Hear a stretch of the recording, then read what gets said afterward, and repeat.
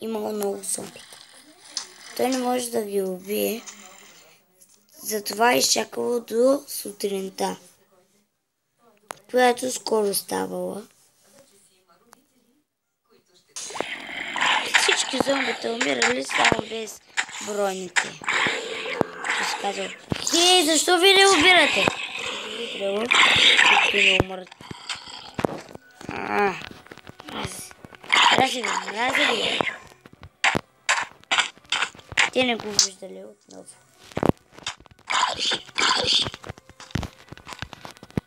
Ще ви поведя шефа. Но нямам добра броня, само така. Но той после направи магия.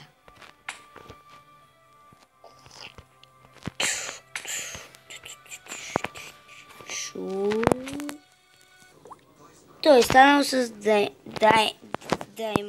диамантена броня. Както и меча му. Хей, аз станах с диамантена броня. Това сега ще ги поведя. Той тръгнал. Всички зомбите умрели. Но заболял къща. И започвал, но отивал да бие черниците. Той ги търси. Намери един. Ей, ти!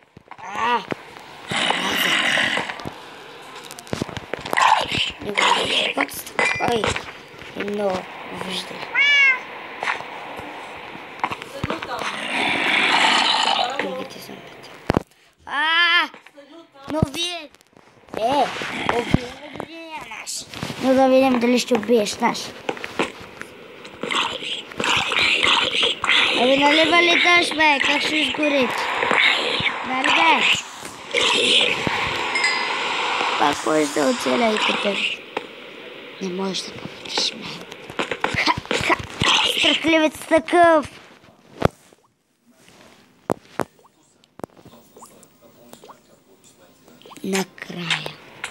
Накрая станала магия.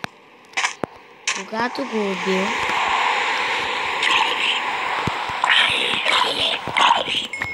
го убил нещо, майка му и баща му се върнали, които не помнили нищо.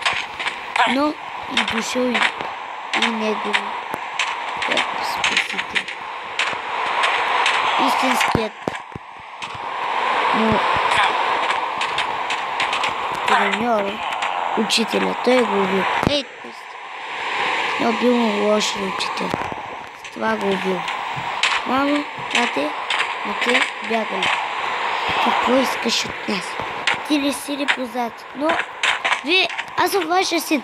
После направил магия, за да спомня. Синко, ти си тук. Може ли само малко да ни оставиш? Да. И защо не си на училище? Защото ви спасявах няколко дни. А след това истинският му учител се пробва. Пред майка му. Ей! Синът ви не идва на училище. И вече има двойка. Какво?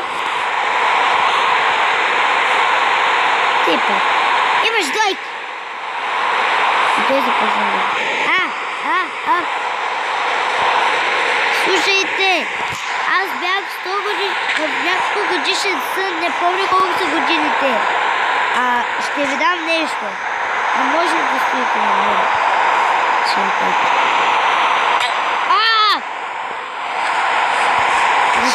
Защо залъжа това? Чакай! Какво предлагате? Не! Щях да ви ударя. Ако спре... Извинявайте, но стига сте се мърдали.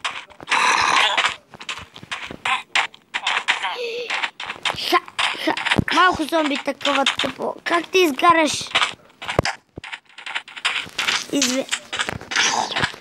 Мога да повярвам да кажа едно. Не! Но това е бил зомби. Ей! Лъже! Малко зомби.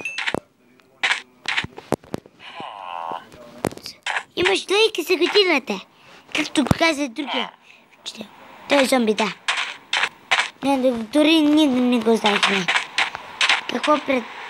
Чакайте, какво предлагате? Накрая би още много. Какво предлагате? Моля ви се. 28 листа, нещо. Не, благодаря.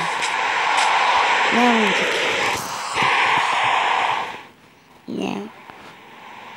Ако искате, елате да видите къщата. И ще го дошъл, само че се преобличал. Добре, какво искаш? Вижте ли къщата? От колко стари са те мебли? Изчупени. Те ли са ги изчупил? Къде са отломките? Долу. Не съм аз. Вижте.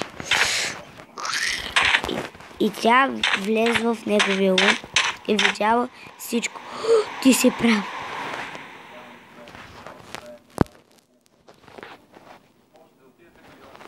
Те решили да се направят нова къща, която да бъде някъде на летящ остров, защото били много летящите острови. Но дошъл зомби апокалипсис.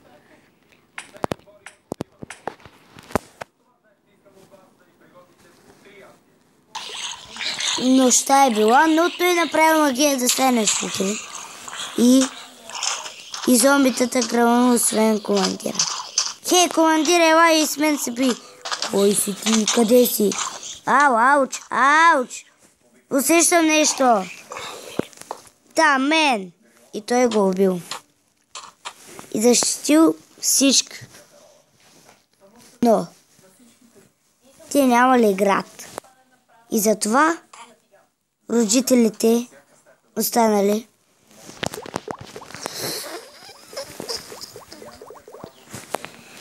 И затова родителите умрели от смърт.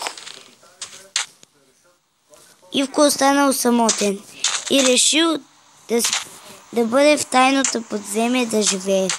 Като го подобри с телевизора, си оставил, разбира се, но тук го закрил и там закрил дупките и се живял.